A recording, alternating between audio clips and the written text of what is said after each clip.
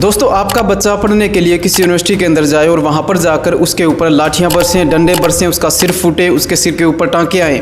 एक बार फिर से सुन लीजिए आपका बच्चा किसी यूनिवर्सिटी के अंदर पढ़ने के लिए जाए और वहां पर जाकर उसके ऊपर लाठियां बरसें, डंडे बरसें, उसका सिर फूटे और उसके सिर के ऊपर टांके आए, तो आपको कैसा लगेगा? जी हाँ दोस्तों, इसका जीता जागता उदाहरण है देश की जानी मानी यूनिवर्सिटी चौधरी चरण सिंह हरियाणा एग्रीकल्चर यूनिवर्सिटी, जहाँ देश भर से किसान मजदूर परिवारों के बच्चे पढ़ने के लिए आते हैं। और दोस्तों, आज की बात करें तो आज यहाँ पर शिक्षा नहीं बल्कि संघर्ष चल रहा है। छात्र कई दिनों से धरने पर बैठे हुए हैं और कुछ छात्र हॉस्पिटल के अंदर भर्ती हैं। किसी के सिर पर टांके लगे हुए हैं तो किसी के सपनों पर सवाल लटक रहा है। तो दोस्तों, आखिर क्यों भड़के छात्र और क्यों हुआ यूनिवर्सिटी के अंदर लाठीचार्ज और कौन है इस पूरे घटनाक्रम का जिम्मेदार, आइए जानने की कोशिश करते हैं आज के इस वीडियो में। दोस्तों, बात शुरू होती है यूनिवर्सिटी के एक नोटिफिकेशन से, जहां पर MSc और PhD में मिलने वाली स्कॉलरशिप पर नई शर्तें लगा दी गई थी। अब ये स्कॉलरशिप सिर्फ टॉप 25 स्टूडेंट को दी जाएगी, वो भी तब जब उनके 75% से ज्यादा नंबर हों। छात्रों का कहना है कि हम किसान के बेटे हैं, हम मजदूर के बेटे हैं, हमारी ताकत ही हमारी मेहनत है। अब दोस्तों, छात्र कह रहे हैं कि हम 70% लाने के बाद भी स्कॉलरशिप के अधिकार नहीं होंगे,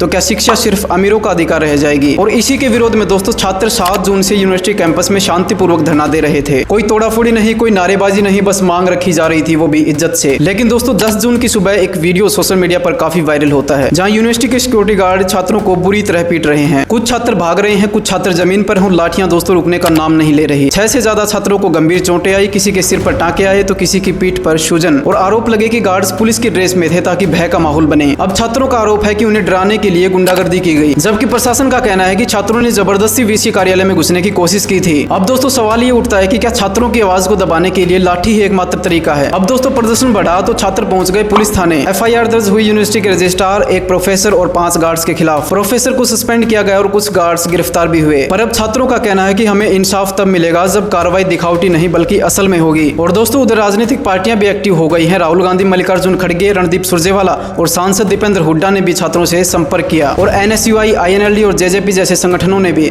छात्रों को खुलकर समर्थन दिया। कई छात्र संगठनों ने रोष मार्च की बात कही तो कुछ ने कहा कि अगर ऐसे छात्र पीटे जाएंगे तो हम जल्द ही मुख्यमंत्री आवास का घेराव भी करेंगे। अब विवाद बढ़ा तो यूनिवर्सिटी प्रशासन ने बैकफुट लिया और कहा कि हम छात्रों की सभी मांगे मानने को तैयार हैं। स्कॉलरशिप पॉलिसी पुरानी बहाल की जाएगी और LDV की सीटें भी वापस मिलेंगी। लेकिन इस पर दोस्तों, छात्रों ने सिर्फ एक ही सवाल किया कि आपने लिखित में क्यों नहीं दिया? छात्रों का कहना है कि जब लाठियां बिना लिखित आदेश के चल सकती हैं तो अब भरोसा भी सिर्फ कागज पर ही होगा। छात्रों ने कहा कि उन्हें कोई मौखिक वादा मंजूर नहीं। और दोस्तों, छात्र एक बात और कह रहे हैं कि जब तक VC को चेंज नहीं किया जाएगा तब तक हम प्रदर्शन जारी रखेंगे। अब दोस्तों, प्रदर्शन कई दिनों से चल रहा है, यूनिवर्सिटी का माहौल तनावपूर्ण है, छात्र अड़े हुए हैं, प्रशासन झुका हुआ है, लेकिन दोस्तों बीच में लटका है शिक्षा का भविष्य। अब दोस्तों, सवाल यह है कि जब किसी लोकतांत्रिक देश में छात्रों की आवाज उठती है तो जवाब लाठी से क्यों दिया जाता है? क्या शिक्षा संस्थान सिर्फ संघर्ष के अड्डे बनते जा रहे हैं? आपका क्या कहना है दोस्तों इस पूरे मामले में? कमेंट बॉक्स में अपनी राय जरूर दें। चैनल पर अगर पहली बार आए हैं तो चैनल को सब्सक्राइब जरूर कर लें। अगर आप ये वीडियो फेसबुक पर देख रहे हैं तो हमारे फेसबुक पेज को ही फॉलो जरूर कर लें। धन्यवाद, जय हिंद।